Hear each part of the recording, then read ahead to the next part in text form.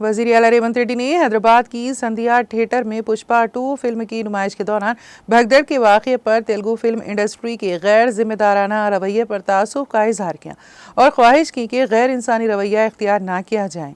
उन्होंने असेंबली में इस मसले पर इजहार ख्याल करते हुए कहा कि तेलुगु फिल्म इंडस्ट्री का रवैया गैर इंसानी है, क्योंकि किसी ने भी इस भगदड़ में रेवती नामी खातून की मौत और इसके 10 साला बेटे की इस वाक़े के 11 दिन बाद ही अस्पताल में मौत और ज़िंदगी की जद्दोजहद के बारे में रद्द-ए-अमल जाहिर नहीं किया है।